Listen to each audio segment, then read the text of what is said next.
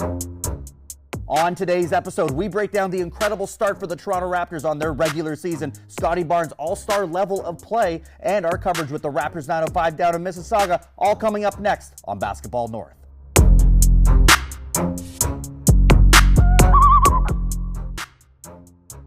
What's going on? It's your host, Josh Elijah, and this is Basketball North, your new home for Canadian ball, and it's all right here on Rogers TV.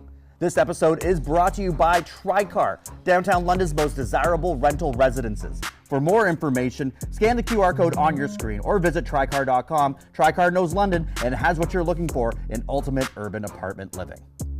After a slow start to the regular season, the Toronto Raptors have been on an absolute tear to open up the 2025-2026 campaign.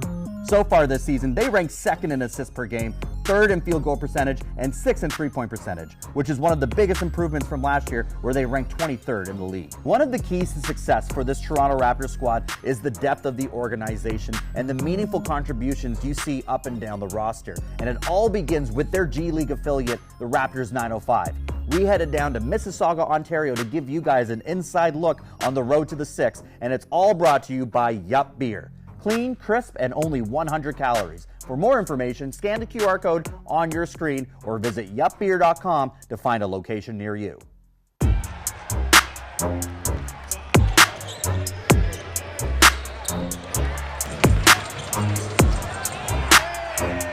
We are live here at Paramount Fine Food Center, right here in Mississauga, Ontario, your home for Raptors 905 action. This squad features a lot of familiar faces like forward Jonathan Mobo, AJ Lawson, and Elijah Martin, which was the second-round draft pick for the Toronto Raptors in this year's draft.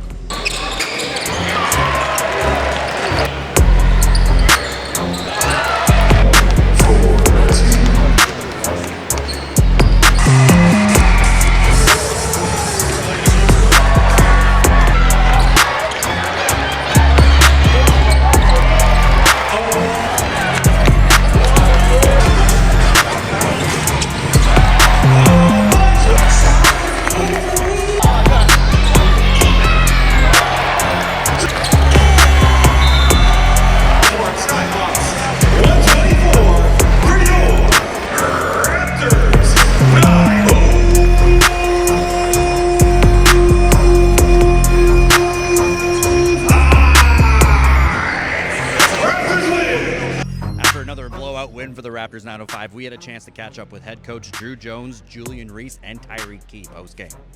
I'm excited for our group. I still think we haven't scratched the surface for how well we can be defensively, but this was another awesome step for us. Before the game, you spoke about Tyreke and how you wanted him to be more aggressive offensively. Is this what you're hoping to see from him, especially off the bench? Absolutely. I've seen it all summer. He's the guy that's committed to the work. He's fully invested in his development, and I think it's showing now, right? So, love his aggression. He's got to keep it up. Julian off the bench, also rookie second game in 905, getting a double-double. What impressed you about his performance, especially how impactful he was off the glass? I told him in terms of his offensive execution, that's going to come. But I told him own being the best screener and the best rebounder in the gym. And if he can own that, commit to that, I think everything else will fall in play for him. He's got soft hands, really nice touch around the rim. He gets our guards downhill with the screening, and he impacts the game on the offensive and defensive glass. Back to Tyreke with the career high in scoring. He looked really comfortable out there spotting up, attacking closeouts. Do you see that kind of being his role, or do you see him expanding from that at all? Well, I think first and fourmost his identity is defensively. He gets himself going on that end. We all know he can knock down shots at a high level, but he's also pretty crafty with the ball. He's smart, doesn't waste dribbles. If you give him the in-rhythm three, he's going to take it. If you invade his space, he does a great job of putting his eyes on the rim and then getting downhill. And we trust him making solid decisions for us. I want to speak to AG's game, another 20 points, but the 6 assists, like even off the pick and rolls, he's making dimes. What do you see from him more as just a scorer? He's worked on his game. We know who he is in transition. We know who he is as a spot up. What's going into that screen craft for you? They do! That's kind of one of our mottos, just not letting a guy get under. They go under, just best screener in the G! we just try to emphasize that, and I feel like that gives us an advantage offensively a lot of the times. And I'm just trying to do my job. I'm still a rookie. I wouldn't say all that just yet, but I'm taking it day by day, just getting better. So. Yeah. How have you felt that transition going day by day from college hoops to now to the G League? Yeah, it's been pretty easy. Got guys like AJ, a great vet. Got guys like Big O, just helping me. I'm just been a sponge, just trying to take all I can. Coach second year, it's yours, AJ's, Quincy, a lot of people returned from last season. It seems like you guys stayed super close through like summer league and camp and everything. How does that continuity kind of set you guys up for this season? Yeah, I think it's big. Like I said, obviously we all played summer league together, and last year together, so we already kind of had that chemistry going into this year. And like I said, I think that's big for us, especially leading on going into showcase and the rest of the season as well. So we have a great group of guys, and like I said, it's just fun going out there and competing. So. Shooting the ball so efficiently with no turnovers, what was the key to having such an efficient game like that? Just going out there, playing loose, having fun, taking care of the balls. Obviously, what we preach as well. Obviously, we want to turn it over. I think just going out there, just playing loose, playing free, nothing too crazy. No. All right, I'm here with in-arena host for the Raptors 905, Esfandiar Baraheni. Es, my man, good to see you again. Thank you very much for having me. Always good talking to you, man. Absolutely, absolutely. Just let us know, I guess, for some of our viewers, listeners, a little bit about yourself and about your journey and how you ended up here working with the Raptors 905. Yeah, so this is actually my first experience doing in-arena hosting. Doing it for the 905 has been really, really fun. Before that, I covered the Toronto Raptors for Raptors Republic. Yeah. I also do podcasting work for The Athletic, covering the NBA. But this is the other side of the entertainment business. Absolutely. Yeah. Well, for some of our viewers that have maybe not been to Mississauga to catch a Raptors 905 game, maybe talk to us a little bit about the game day experience and what it's like for fans. This is an awesome atmosphere. If you don't get a chance to go to a Raptors game, 905 games really supplement that. Obviously, the entertainment crew, including myself, do a great job of providing a good atmosphere. But the games itself are extremely competitive. The basketball is competitive, and you're here to watch hoops. It's good hoops. Absolutely. So when it comes to some of the players that are with this 905 squad, you know, a lot of two-way contracts as well, and we've already seen players like Jonathan Mobo be called back up to the Raptors as well. Who do you think is kind of next that Raptors fans can see, from the 905 making that jump and wearing a Raptors uniform? Is it AJ Lawson? Is it who's next on deck? I think you have to look at the two-way players for the 905. You mentioned AJ Lawson, who's the hometown kid, will always get opportunity with the Raptors just because he is a professional bucket scorer. But then the two other two-way contracts for the 905 in Elijah Martin, who has a very, very illustrious college career in Florida, won a championship with them. And then Chucky Hepburn from Louisville, who is a guard who is so feisty at the point of attack. All three of those guys are really good defenders, really talented defenders, which matches the identity of what the Raptors want to play with defensively. So all three of those guys are players I would look for as they try to make the jump up to the Raptors. Absolutely. And who has maybe stood out to you the most in a small sample size so far in this 905 season? Yeah, it is. It has been a small sample size, but I think Chucky Hepburn has really popped, especially defensively. What he's provided at the point of attack is exactly what you saw him do in Louisville. And now he's having an opportunity to do against G League competition. He's so good at getting steals, causing deflections, wreaking havoc. And again, that matches the style the Raptors want to play defensively too. So he's definitely the guy that's impressed the most. And looking down the stretch, heading into Christmas for the Toronto Raptors as well, just looking at the Raptors club, is there any sort of specific things you'd like to see out of that squad, heading into that break? From the Raptors themselves? Yeah. Well, look, they are in a stretch where they have a tough schedule in January. They go out on the road a lot, and so they'll need to stack up wins and really affirm themselves before the All-Star break. I think one of the things you look for is just the team to stay healthy, especially because in the Eastern Conference there will be a lot of opportunities for them to either rise up in the standings based on how healthy they are. Health is wealth in the NBA. It's a war of attrition. And if the Raptors can stay healthy, they have a good chance of making a run. Shout out to our boy Esfandiar Baraheni and the Raptors 905 for having us down. Be sure to check out a game next time you're in the Sauga City area. We now kick it over to our Raptors panel that is presented by Rick Bunsick of Blue Forest Realty. Great neighborhoods, great homes. Thinking about selling? Scan the QR code on your screen or visit rickbunsick.com to find out the value of your home. And by your trusted mortgage agent, Kurt Spring, dedicated to helping you achieve your homeownership dreams. Scan the QR code on your screen or visit mayventure.com for more information. All right, let's get into some Raptors talk. We're here with the Raptors panel. Coach Chris, as always. Chris, my man, how you doing, brother? Doing well, Josh. Thanks for having me. Good to have you back, man. I've been looking forward to sitting down and talking some ball with you as well. We're here with Jake Carapella as well, basketball writer and covered the London Lightning for a few years as well. How you doing, my man? I'm good, Josh. Thanks for having me. Great to have you on the show, bro. Yeah. Let us know, viewers, listeners as well, a little bit about your work and what you've done and covered over the years as well. Yeah, so I worked for the London Lightning for 2 years during their championship run. Yep. And I also worked in Division II and Division III at the NCAA level in the United States. Nice. And I actually worked for the NBA, produced an NBA League Pass a few years ago. That's amazing. And and now I write about the league, so I cover it kind of from a national perspective as well as local stuff. I do pieces on legends and birthday tributes on legends, and if they passed away, I do tributes to them as well. Just trying to keep do something unique and keep the memory of legends alive. Absolutely, man. And we're going to be diving right into that. And this is the kind of content that we want to be able to have on our show and just dive into a local aspect of things, but then also cover Canadian basketball as a whole. And as of right now, our Toronto Raptors, man, they're on fire. And I'm amped up to talk about it, man. When we were shooting our first episode of this show, we were a little unsure as to, what type of Raptor squad we were going to see. It was looking like they were starting off bit of a slump. It was a 1-4 slow start for this Raptor squad, but they've really turned things around.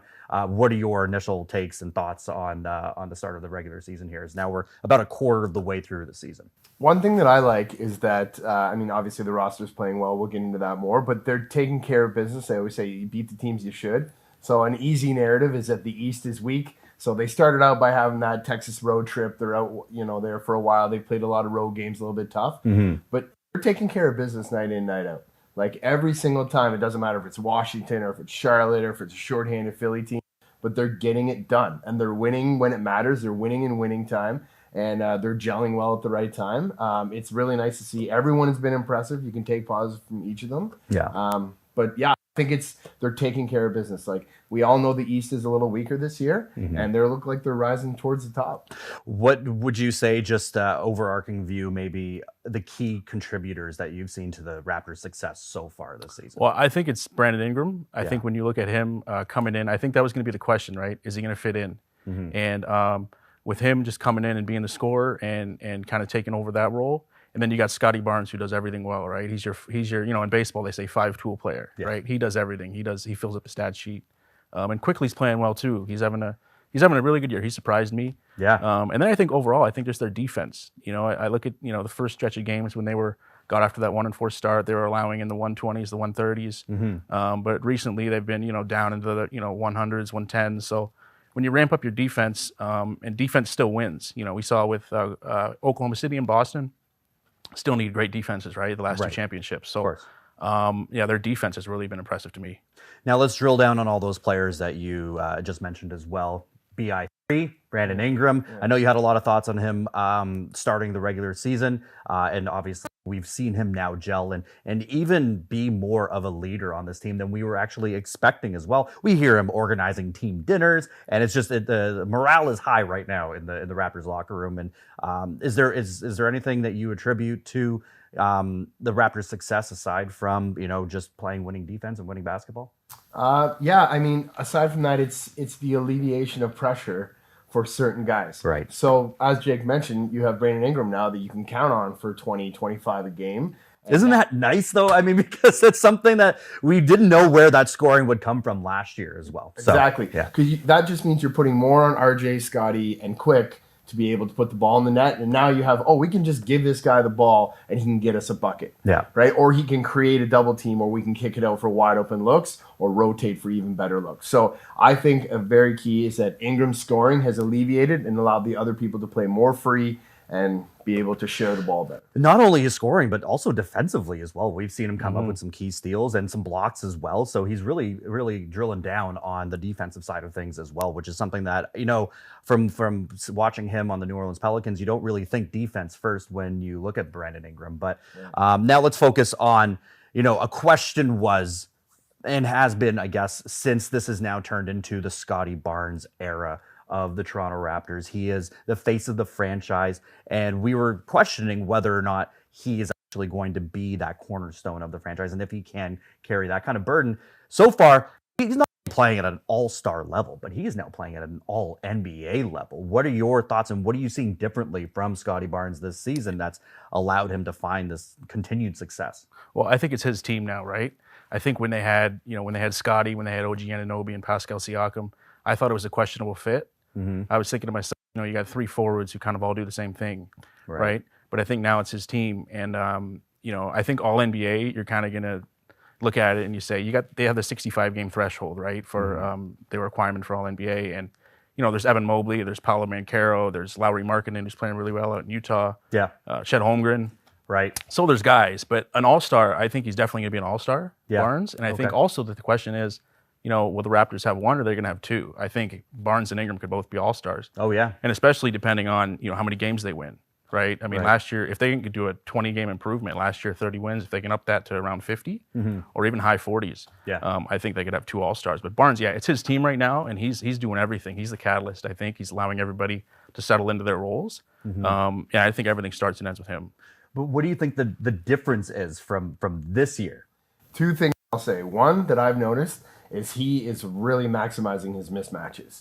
If he has a smaller player on him, he's taking the ball, he's backing them down to the paint, and he's finishing at the rim. Whether it be a dunk or a layup, I've noticed that the last 3 or 4 games that I've watched, I don't know if I've seen that from him before. It's assertiveness, it's confidence, and he understands that his abilities, yes, he can be a point forward and do things on the perimeter, but if he's got a mouse in the house, he's taking it to the rim, and he's finishing inside, or he's drawing a double or triple and finding the right guy. So I will say that's the number one thing that I've noticed, just in simple facts from his game that has led to the jump in his ability. And I'll also say his 3-point shooting. His 3-point shooting. His shooting has improved. I think he's 40% right now from 3. Isn't it? I think his volume is down a little bit more, though. But that just goes to your point as well, is that he's taking advantage of those mismatches that he has in the paint, and then just taking more highly, I guess, more efficient shots from beyond the arc as well, has led to his success.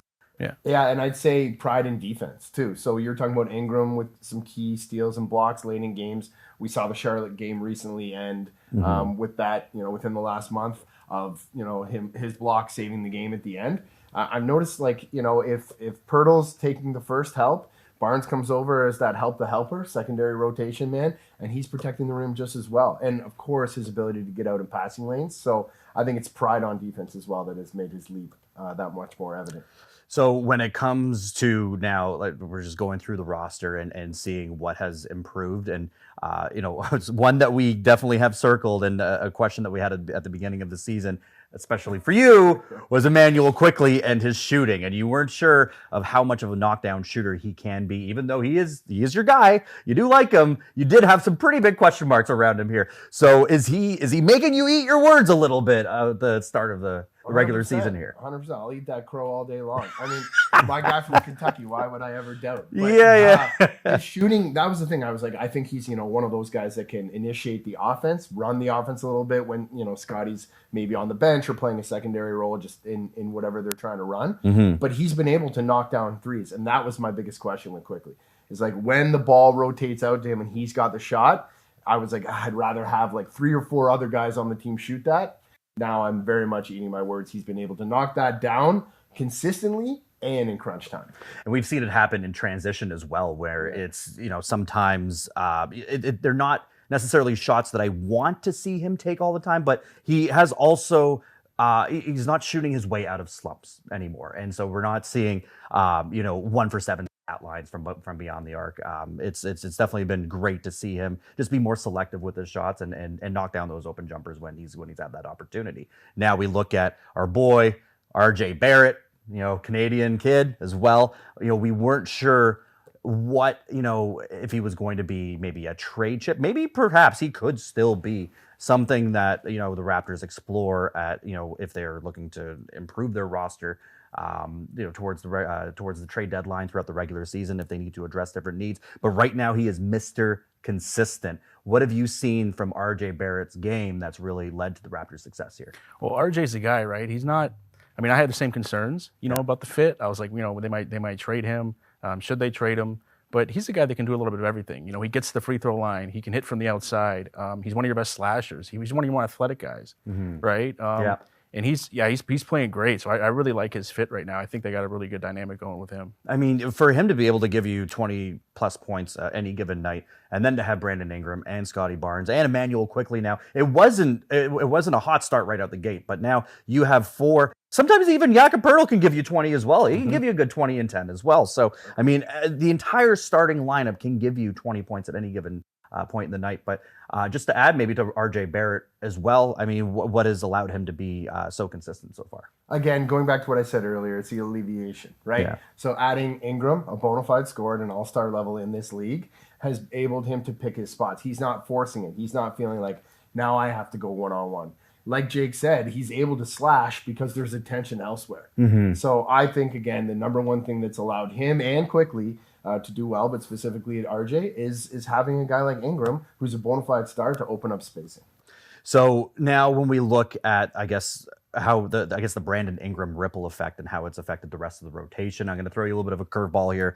Just when it comes to the rotations that we've seen with Coach Darko and the squad as well, what have you liked and what would you maybe want to see a bit different, maybe see someone get more playing time on this Raptor squad? I'll start with what I like. I really like the ability to have the 5 best players on the court that night being able to finish the game. So he's done a really good job. What you want from your bench is to keep the lead. So just say, your starters go off with a 5-10 point lead. You want to make sure your bench, even if it has to dip a little bit or you're matching with the other lines, you keep it at somewhat at a delta that when the starters are back in, they can build it back up and it's not too much of a deficit. Right, exactly. I think it's been excellent with the contributions they've got from Shed and Mamu. Specifically, but what I've noticed is in crunch time at the end of the game, usually what you do is you probably have your starters or maybe someone that's hot and maybe one of your starters that's not as hot to kind of fill in, like 4-and-1 type thing. But it's been their 5 starters at the end of the game and they're super fresh because they don't have to play the entire game. It's not Coach Tibbs basketball where you're riding your guys for 42 minutes a game. Well, coaches like Coach Tibbs don't have a job anymore. So. Exactly. They wear their welcome out thin. So my number one thing that I like is their ability to keep their main guys fresh. The other thing is Mamu's ability to stretch the floor. I love that. I mean, now you have a big that can protect the rim, but he's shooting at a high clip from 3. That's an awesome thing they didn't have before.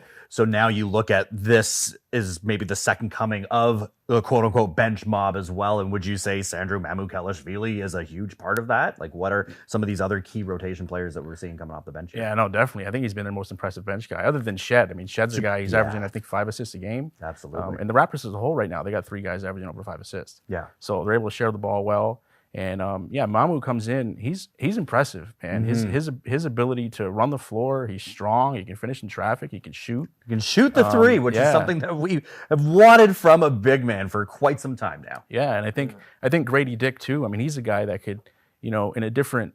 Grady Dick's a guy that on another team he could start. Right. He's Absolutely. a guy that his shooting is so valuable, especially in today's game. Right. But especially coming off that bench and Shed distributing the ball.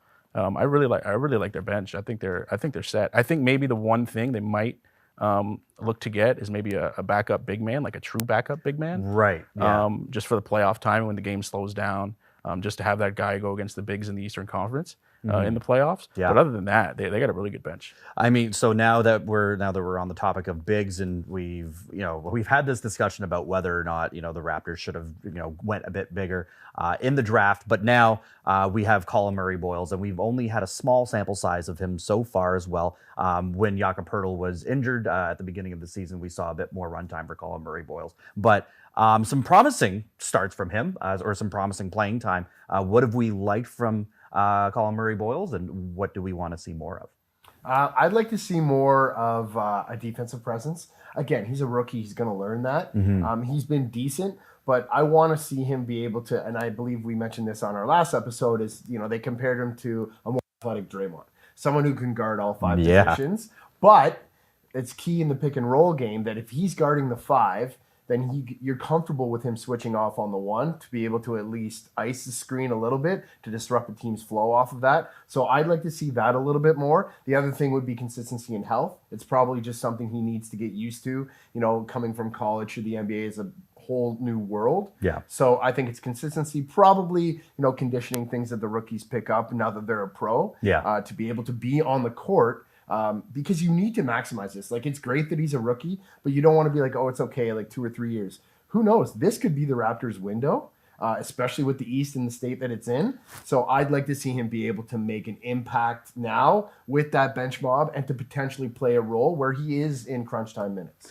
I mean, and as this is being recorded and released, we're currently sitting at second in the Eastern Conference right now. Is there anybody specifically, like in the East, when you say that it's wide open now, anybody that you think are going to pose problems for the Raptors right later on down the road, and as we get closer towards the trade deadline and then looking forward into the playoff picture? Well, I think Detroit's established themselves, right? I think when it's crazy that we're having that conversation. Yeah, Like, I mean, last year they were kind of the young and up and coming team, right? Mm-hmm. And they could have beat the Knicks last year in the playoffs. Actually, when you think about a couple of those games, I honestly thought that they were going to, and if New York did happen to fall to them, I'm just like, that is a bad look for a team that just traded for Karl Anthony Towns. Obviously not the case though. Yeah, I mean, but you got Cade, right? He's a superstar right now. I think we can say that comfortably. Jalen Duren's coming on. He looks like one of the best centers in the league right now. Mm-hmm. And I think the Knicks will figure it out. I think they'll get better. Yeah. Obviously Cleveland. They get Garland back, and they get healthy. I think they'll be better. Mm-hmm. But yeah, the Raptors are sitting good right now. I really think obviously Boston's gonna they've tailed off. But I think if the Raptors can finish, I look for them to finish in the top 5 in the conference for sure, even though they're second right now, and that could change, right? Ebbs and flows of a season, but top 5 for sure, I think they could get. Because we were looking at it as a realistic target, the play-in tournament, but do you think that now the Raptors can actually sustain something like a top 4 home court advantage, maybe even in the East? Most definitely. I think that that the play-in at the beginning of the season was reasonable, but now that we've seen, in the first stretch of games, first month or so, I think the expectation should be raised. Yeah. And it should be a 4 or top 5, so you're in that kind of 4 or 5 matchup at worst. That should be who they are. If you look at the rest of the East, I'm not impressed with Milwaukee. I'm not impressed by Boston's roster at all. There's talks of them trading for someone like a Morant or maybe a Ball, but I don't know how that's going to work. Joe Mazzulla is great and all, but I'm not sure what he can do with that roster. Yeah. So I really do think the only other teams are the Knicks, the Pistons, and Cleveland. Mm-hmm. I don't think that the Raptors should fall behind anybody else. Miami, you never know what they can pull together because Coach Spo is such a wizard. But otherwise, I think those are the teams. So I would be disappointed if the Raptors don't. And I think the thing with them right now is their balance, right? You got 3 guys who can hurt you, Ingram, Barnes, and Barrett. So defenses have to account for that. There's 3 guys, so, I mean, they can't pay attention to one, or else the other's going to beat you. And they're playing good defense. And those are recipes for success, not only short-term but long-term. And I think they've proven that they can handle themselves on both sides of the ball, which means that they could have playoff success.